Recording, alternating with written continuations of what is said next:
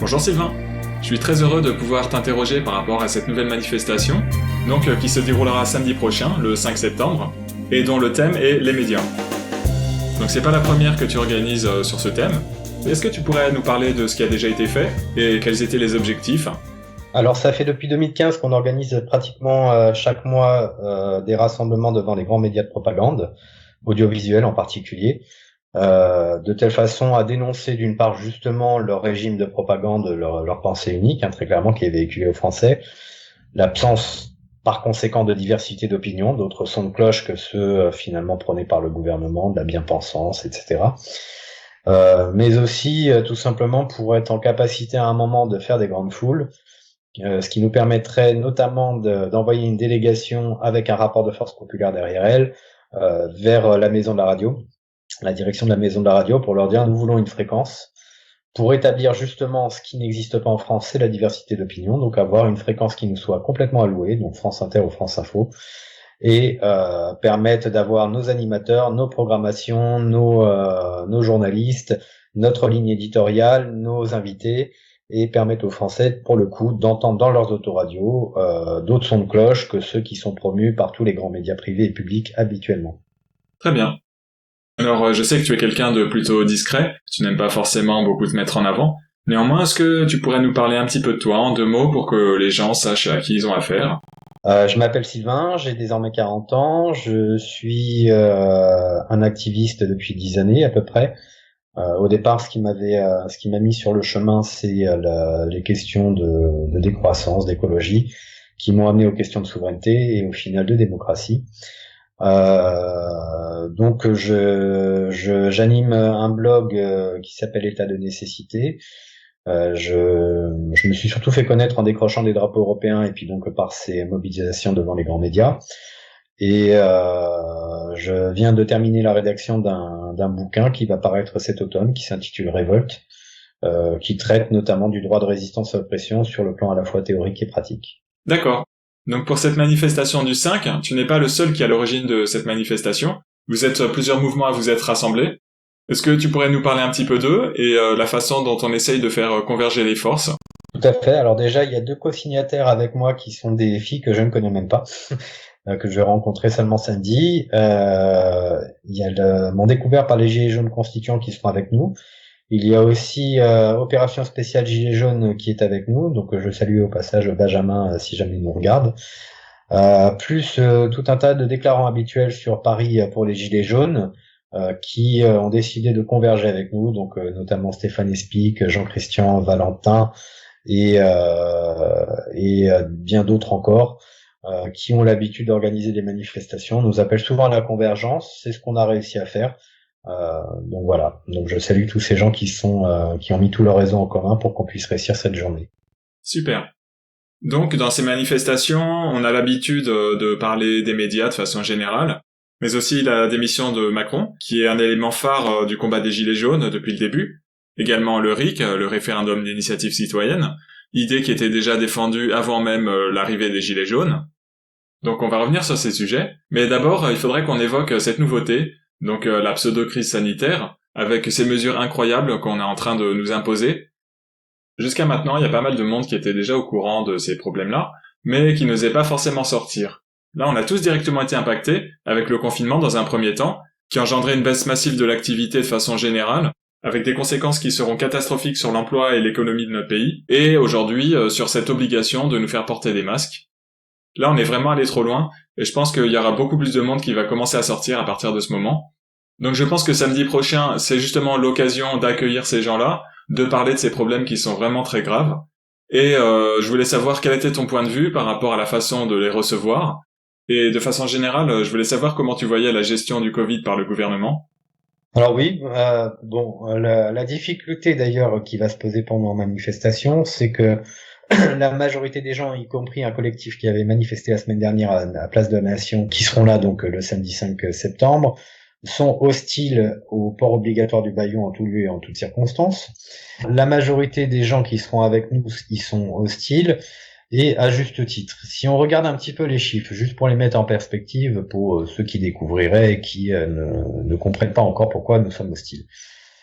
Le coronavirus, en fait, quand on parle d'un certain nombre de milliers de cas chaque jour dans les médias, ce sont tout simplement des gens qui sont dépistés, puisque les dépistages sont assez massifs désormais.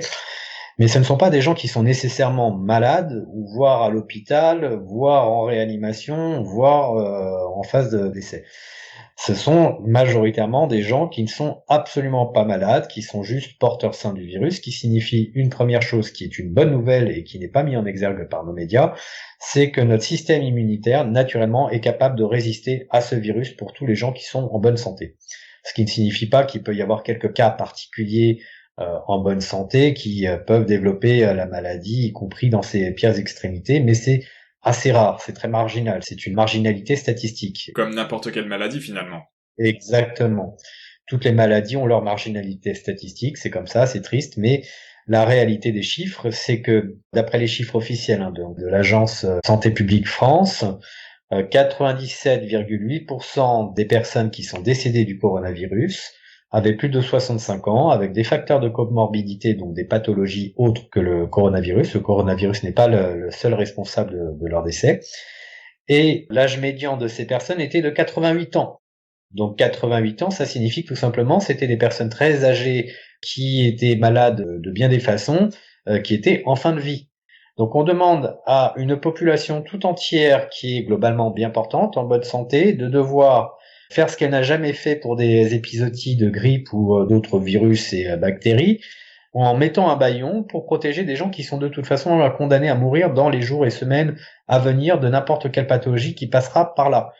C'est complètement aberrant, autant sur le plan économique que sur le plan démocratique, avec des visées strictement politiques et absolument pas sanitaires, parce qu'il n'y a aucune raison d'imposer à des gens de porter une muselière comme ça, si ce n'est pour les contraindre et faire passer d'autres à côté. C'est-à-dire en nous obligeant à porter cette muselière, c'est un peu le même principe que l'Union européenne qui s'affiche ostensiblement avec des drapeaux européens sur des bâtiments publics ou des places publiques, ou à travers la monnaie que l'on palpe qui s'appelle euro, ça nous fait accepter la présence de l'Union européenne de nos villes, son caractère inéluctable, indépassable. Là, c'est la même façon. Si on nous oblige à porter le bâillon, c'est pour nous faire accepter l'idée qu'il y aurait un méchant virus qui serait très dangereux, que nous devrions être angoissés, terrorisés à l'idée de l'attraper, et que ça justifie pour le coup des restrictions sur le droit de manifester, sur les droits de rassemblement, sur le fait de faire fermer des lieux festifs ou de détente, tout simplement, sur le fait qu'ils vont vouloir nous faire passer un vaccin obligatoirement d'ici le début de l'année prochaine, très certainement, parce que les laboratoires qui travaillent dessus ne prévoient pas de vaccin avant le premier semestre de l'année 2021. Donc ça veut dire que durant tout ce temps-là, puisqu'il y a absolument aucun moment où ils ont décidé d'arrêter, que le pic épidémique est quand même loin derrière nous, nous allons être obligés de nous faire à l'obligation de porter un bâillon, en sachant que, en philosophie du droit, il est très connu des juristes que les mesures qui obligent sont pires que les mesures qui interdisent. Être interdit de faire quelque chose, il suffit de pas le faire. C'est tout à fait gérable dans nos prédispositions mentales. Par contre, être obligé de faire quelque chose, d'adapter son comportement, de changer sa façon de vivre, sa façon d'être, c'est quelque chose qui est qui est insupportable pour la majorité des gens. Et évidemment, dans les circonstances d'une manifestation où la majorité des gens seront furieusement hostiles, et moi le premier, à porter le bâillon, il va y avoir forcément des gens qui, par geste de défiance, ne vont pas vouloir le porter, ce qui va entraîner d'une part des verbalisations, et le cas échéant, si la personne refuse malgré tout de porter son bâillon, le fait qu'elle sera exfiltrée par les flics du cortège, parce que la préfecture leur imposera. Et si évidemment, il y a tout un tas de gens tout autour qui vont s'indigner de la situation du fait qu'un manifestant pacifique qui refuse juste de porter son bâillon a raison, à juste titre, soit dégagé par les flics manu militari, ça va faire des mouvements de foule, des gens qui seront pas contents, ce qui pourra permettre à la préfecture de dire bon, ça se passe mal, donc on vous envoie la Bravem pour réprimer tout ça et disperser tout le monde. Donc en fait, le port du bâillon a des conséquences, quand on y réfléchit bien, qui sont d'une très grande amplitude sur notre droit d'expression, sur notre droit de manifester. On peut même l'envisager sur le fait que quand on va manifester, c'est quand même faire usage de notre parole, faire usage de nos expressions faciales pour témoigner de notre colère. ce qu'on va nous interdire au final. Parce que on pourra toujours se faire entendre, mais moins facilement. On peut déjà pas respirer aussi aisément que si on ne le portait pas.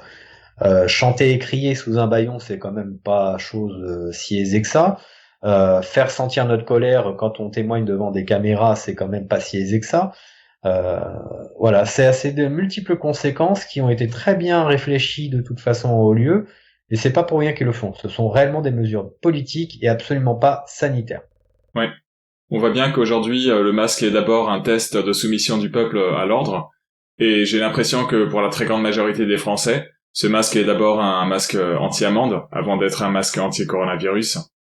Donc, pour résumer, tactiquement, on va éviter de les enlever pour éviter de générer des troubles, mais pour autant, on va bien le critiquer. Et d'ailleurs, je vous invite à customiser vos masques, faire des dents dessus, écrire des choses. C'est un bon moyen de dire qu'on n'est pas d'accord. On va maintenant attaquer le dossier Macron. Je sais que tu as de très bons arguments pour exiger sa démission, donc je vais t'inviter à en parler un petit peu. Néanmoins, est-ce que tu penses qu'on peut l'attaquer en plus par rapport à cette gestion catastrophique du Covid ? Alors sur la question de la gestion catastrophique de l'épidémie, on a des arguments, on va dire, pour se battre contre ça, en considérant que c'est disproportionné et que ça, du point de vue du droit, on va dire que ça va être l'article 16 du Code civil sur le droit à la dignité et à la vie privée, qui a son supplétif dans la Convention européenne des droits de l'homme avec l'article 8 de mémoire sur ce texte-là, qui peuvent être invoqués, et qui l'ont été d'ailleurs par le tribunal administratif de Toulouse pour suspendre des arrêtés préfectoraux et municipaux sur le port du bâillon.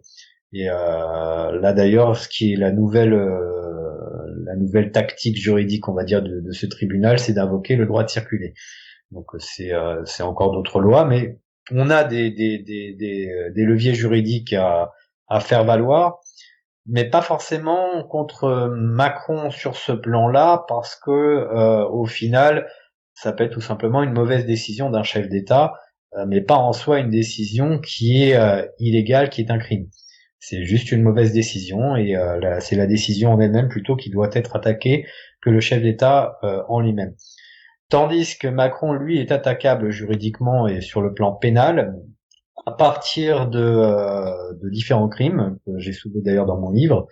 Il y a l'affaire Alstom, qui, sur le plan du droit pénal, est qualifiée par l'article 411.3 du Code pénal sur les intelligences avec des puissances étrangères contre les intérêts fondamentaux de la nation. C'est assez long.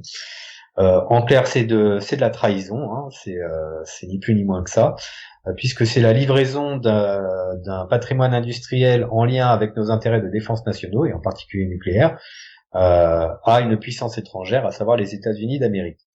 Donc ça, c'est attaquable très clairement par le droit. Ça permet déjà de justifier qu'il est tout à fait illégitime à gouverner la patrie, puisque il brade nos intérêts les plus stratégiques à des puissances étrangères, ce qui est quand même c'est quand même une folie que d'avoir un chef d'État qui trahit son pays, hein, c'est pas normal. Mais il y a aussi d'autres aspects où il est attaquable. Il a envoyé en avril 2018 des missiles sur la Syrie. Or, il se trouve qu'il a violé à la fois la Constitution, le préambule notamment de la Constitution de 46 qui fait partie de notre bloc de constitutionnel, qui dans son article 11 de mémoire, je suis pas sûr, il faudra que je revoie la nomenclature, mais qui nous interdit d'attaquer des pays gratuitement comme ça. Il a violé aussi la Constitution sur le fait que pour autoriser un acte de guerre, hein, c'est pas de la défense, c'est pas une réponse. La Syrie ne nous a jamais agressés, il n'y avait aucune raison d'agresser la Syrie. Donc pour autoriser un acte de guerre, il faut consulter le Parlement. C'est pas la même chose que de répondre à une agression et de convoquer le Parlement au bout de 3 jours pour savoir ce qu'on fait ensuite. Il a violé le droit international, en particulier l'article 2 de la Charte de l'ONU et l'article 8 bis des Statuts de Rome sur la Cour pénale internationale, qui qualifie son bombardement de crime d'agression. Donc de ce point de vue-là, en fait, c'est nos deux meilleurs axiomes juridiques, on va dire, pour l'attaquer sur le plan pénal.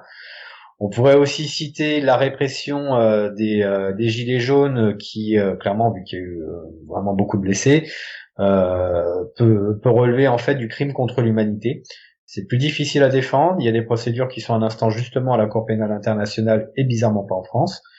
mais c'est tout à fait moralement, c'est tout à fait jouable. Juridiquement, c'est peut-être un peu plus compliqué, mais ça se joue. Même moralement, on est bien d'accord que c'est inacceptable, quoi qu'il arrive. On pourrait évoquer aussi l'affaire Benalla, mais ça aussi, c'est, on va dire, un petit à côté. Et c'est un criminel, Macron. Clairement, c'est un criminel. Donc, c'est pas une question d'être d'accord ou pas avec ses points de vue politiques. Et encore, je pense que lorsqu'on défend l'Union européenne contre les intérêts de son pays, pour moi, c'est de la trahison aussi, hein, clairement. Quand on va signer le pacte le traité d'Aix-la-Chapelle, c'est une trahison aussi pour ceux qui l'ont lu. C'est un traître. C'est un traître jusqu'au bout des doigts. Ouais, il y a mille et une façons de voir que c'est un traître. Même si tout n'est pas attaquable directement en justice, les Français ne sont pas dupes, d'autant plus qu'il y a simplement une partie immergée de l'iceberg qui est documentée. Donc on ne laisse pas un traître et encore moins un criminel. Alors certains me disent pourquoi vous voulez absolument le destituer, ne comprenant pas ces aspects juridiques. Alors parfois je leur réponds pour simplifier jusqu'à la caricature, je leur dis voilà, si on, on révélait dans la presse que Macron était un pédophile ou avait tué quelqu'un, est-ce que tu considérais dans ce cadre-là que Macron est légitime à exercer son pouvoir? Les gens évidemment me disent bah non, dans ce cadre-là, on sait que c'est un criminel. Et ben ce que je leur explique, c'est que tout simplement il y a des lois qu'ils ne connaissent pas qui font aussi de lui un criminel sans qu'il soit obligé de tuer quelqu'un ou de commettre un acte de pédophilie. Il y a d'autres lois qui criminalisent son action. Bien. Dans cette manifestation, un autre objectif, c'est d'aller voir directement les médias, parce qu'on considère que ceux que l'on appelle les mainstream ne font plus leur travail. Macron lui-même a été élu par ces mêmes médias, d'ailleurs pour la plupart possédés par des milliardaires. Donc évidemment sur place on va leur rappeler, mais à plus long terme, quelle est la stratégie pour toi? Comment est-ce qu'on peut essayer de s'en sortir, sachant que les médias indépendants ne sont encore suivis que par une partie minoritaire des Français, et d'autant plus de façon très démantelée? Bon, alors c'est une stratégie à long terme. Évidemment, on va pas réussir à reprendre le contrôle des médias en un jour. Hein, c'est pas une manifestation qui y suffira. Le but du jeu, c'est clairement de leur mettre la pression déjà de façon régulière, au moins une fois par mois pour commencer, en étant sûr qu'on ait les foules avec nous, donc plusieurs milliers de personnes. C'est quand même ce qui est attendu. Le simple fait de maintenir cette pression et en nombre, avoir ce rapport de force populaire avec nous, permettra à une délégation, à un moment, d'aller s'entretenir avec la maison de la radio, la direction de la maison de la radio, pour donc exiger avoir du temps d'antenne, une très large plage de temps d'antenne sur et qui soit tous les jours, hein, vraiment 24 heures sur 24, sur France Inter ou France Info, l'un des deux canaux, parce que ce sont d'abord c'est public, ça nous appartient, on paye ça avec nos impôts, et ensuite si tout le monde ne regarde pas la télé, ou du moins les informations à la télé, tout le monde va mettre en route son autoradio le matin ou le soir, en allant ou en sortant du boulot. Donc avoir une fréquence publique sur une radio nationale d'information, c'est ce qu'on vise techniquement.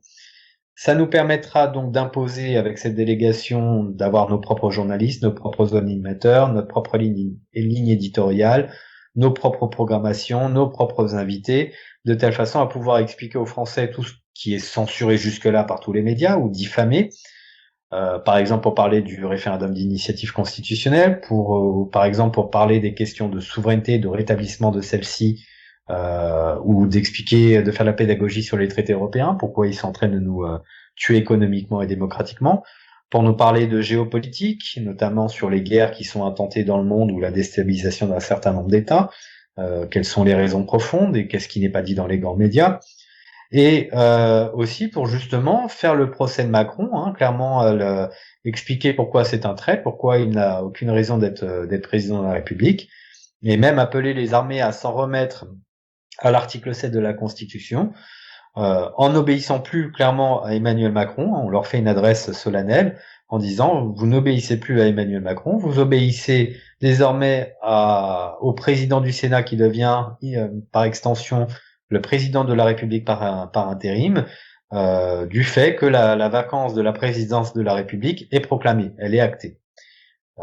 On considère qu'Emmanuel Macron n'est plus le président, point. C'est donc le président du Sénat qui reprend la main et qui organise des élections présidentielles anticipées. Ça n'est donc pas un putsch, c'est bien un gouvernement civil.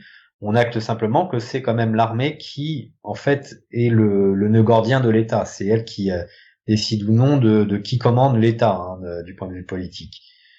Donc nous, ça nous permettrait aussi, puisqu'on a un rapport de force qui nous est favorable pour les révolutionnaires, de dire le gouvernement de Macron au passage, on le dégage et on impose notre propre gouvernement de transition le temps que les élections présidentielles soient organisées pour permettre d'acter un certain nombre de revendications politiques, comme justement le référendum d'initiative citoyenne que l'on va introduire dans la Constitution, comme la possibilité de sortir de l'Union européenne, l'euro et l'OTAN de toute urgence, ainsi qu'un certain nombre de mesures d'assainissement, que ce soit la purge de hauts fonctionnaires renégats qui clairement travaillent contre les intérêts d'État clairement pour nettoyer les écuries d'Augias. Hein. Voilà. Donc il faut qu'on reprenne le contrôle de l'information de toute façon pour déjà nous faire entendre, puisque notre point de vue sur tout un tas de thématiques politiques est clairement censuré. Nos leaders d'opinion, nos intellectuels sur ces points de vue sont censurés ou diffamés à minima. Il faut aussi avoir le contrôle tout simplement pour pouvoir passer un certain nombre de messages à certaines institutions cibles et à l'adresse du peuple, tout simplement. Et puis aussi tout simplement pour garder la maîtrise quand même sur le long terme de l'information politique, de rééquilibrer l'information politique en s'assurant qu'il y ait une diversité d'opinions. Là, en fait, on est quand même assez gentil, puisque tout ce qu'on demande, c'est d'avoir un média public pour nous, radiophonique, une seule fréquence, en considérant que tous les autres médias publics et privés vont continuer de faire leur propagande. Donc, qu'est-ce que ça peut leur coûter à l'oligarchie ? Je me doute de ce que ça peut leur coûter, mais enfin, s'ils sont raisonnables, s'ils prétendent être démocrates, ils nous laissent au moins un média pour qu'on puisse s'exprimer. Et ils ont tous les autres. C'est quand même pas grand-chose demandé. Donc sur ce point, si on attaque Macron directement en demandant sa destitution, ça va pour de nombreux observateurs être considéré comme étant un putsch. Pour autant, tu l'as bien décrit, ce n'est pas un putsch, c'est quelque chose qui peut se faire de façon complètement légale, c'est quelque chose qui est inscrit directement dans les textes de loi. La question c'est, on va forcément être diabolisé par tous ces bien-pensants. Du coup, qu'est-ce qu'on fait par rapport à ces attaques qui vont nous traiter de conspirationnistes, d'extrémistes et tous les moristes de la Terre ?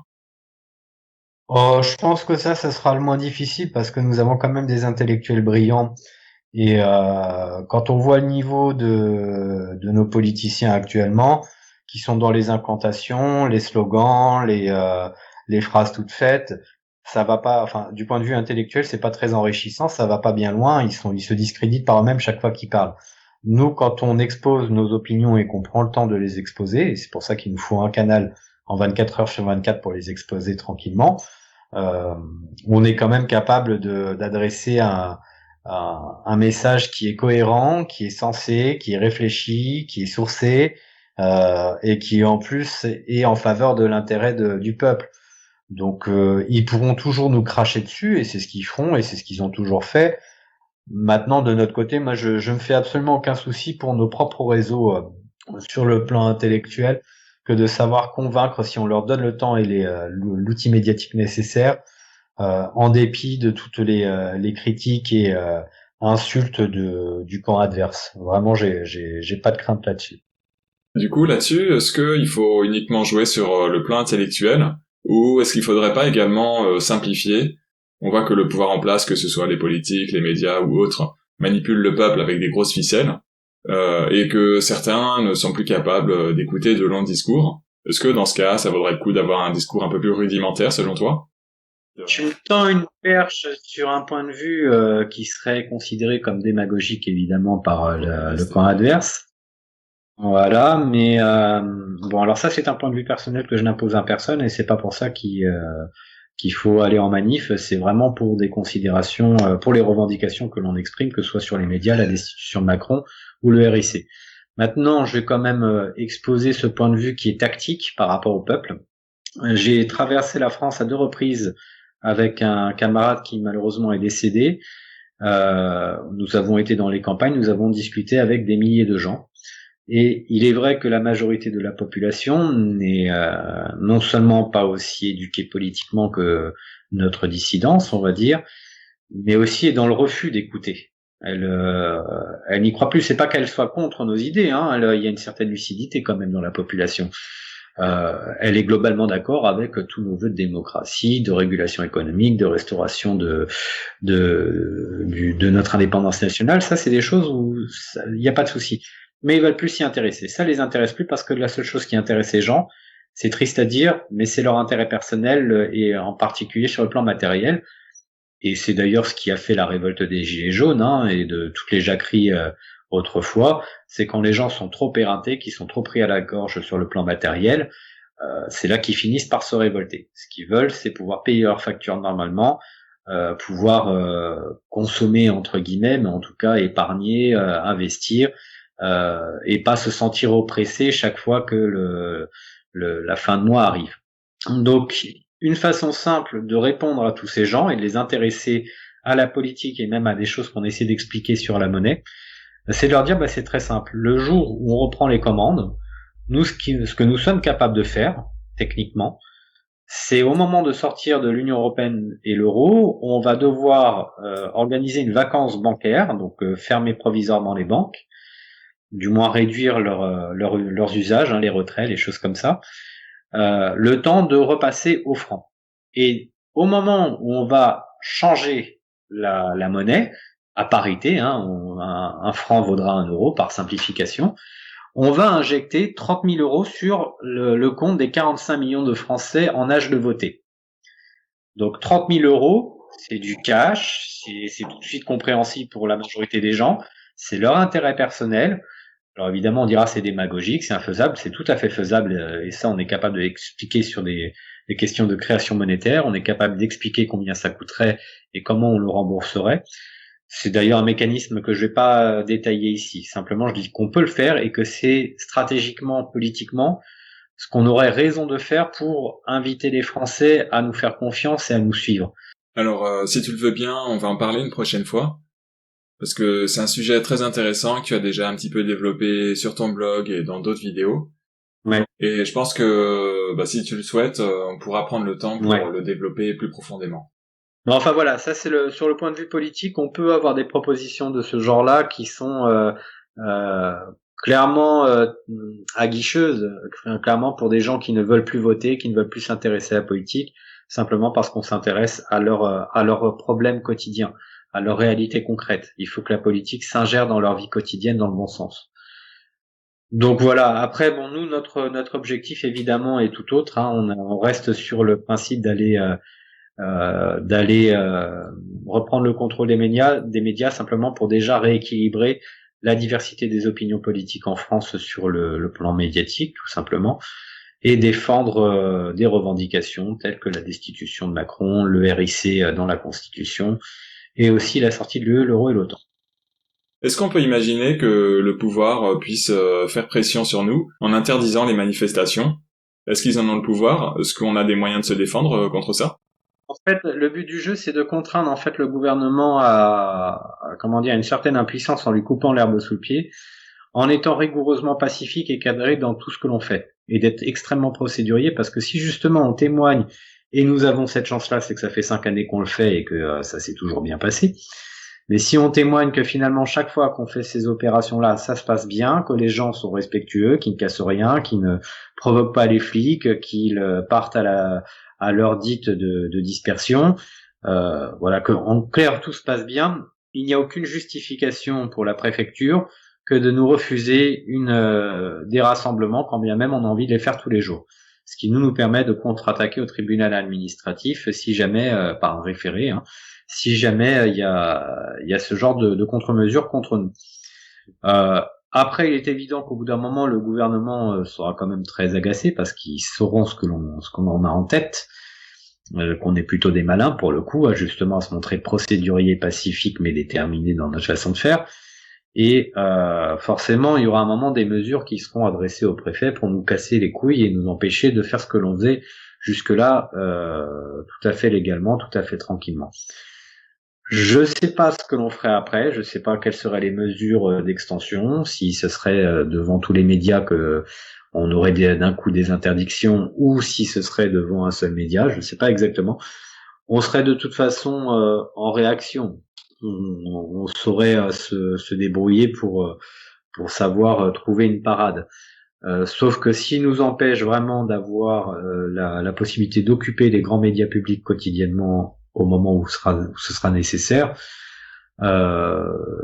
disons qu'ils nous auront à ce moment-là, c'est qu'ils voudront abattre toutes nos cartes pacifiques et légales. Et ce sera plus difficile de maintenir un discours pacifiste à partir du moment où ils auront épuisé toutes nos voies de recours pacifistes. C'est ça l'enjeu. C'est d'abord on épuise tous nos recours pacifiques, parce que quand on peut s'éviter de toute façon d'entrer dans la violence révolutionnaire, autant se l'éviter. Et puis si on peut laisser à l'ennemi une porte de sortie honorable, autant lui laisser, du moment que nous on est gagnant dans l'affaire. Donc on n'y est pas, c'est des choses qui sont à envisager, mais on ne peut réellement prendre des décisions qu'en fonction des contraintes qu'on nous pose au moment T, quoi. On peut pas spéculer en fait sur les contraintes qu'on nous posera plus tard et à partir de là imaginer notre réaction. Est-ce que tu peux nous donner ton petit mot de la fin, Sylvain? Bah oui, tout simplement venez samedi nous rejoindre à partir de 14h devant la maison de la radio. Et si jamais vous prenez en cours de route cet enregistrement un peu trop tard pour venir, sachez que le mois prochain et les mois suivants, nous serons là. C'est toujours le premier samedi du mois traditionnellement qu'on vient devant la maison de la radio pour faire le même cortège. Donc début octobre, si vous avez loupé le rassemblement de samedi 5 septembre, sachez que ce sera à nouveau organisé. Tenez-vous au jus et n'hésitez pas à suivre ma page sur Facebook pour garder le lien et savoir c'est quoi les prochains événements. D'accord. J'en profite pour rajouter, Sylvain, que tu as un blog, sylvain-baron.blogspot.com, sur lequel tu écris des articles tout à fait pertinents. D'ailleurs, c'est comme ça que moi je t'ai connu à l'époque. T'as également une chaîne YouTube sur laquelle tu postes de temps à autre des vidéos. D'ailleurs, j'invite le public à visionner sa dernière vidéo dans laquelle il s'énerve avec justesse contre la situation actuelle et cette folie des masques. Et du coup, ça fait vraiment du bien de ne pas se sentir tout seul face à ces idioties. En tout cas, je te remercie bien pour tout, et je te dis à samedi, du coup. Eh ben, à samedi, Pascal.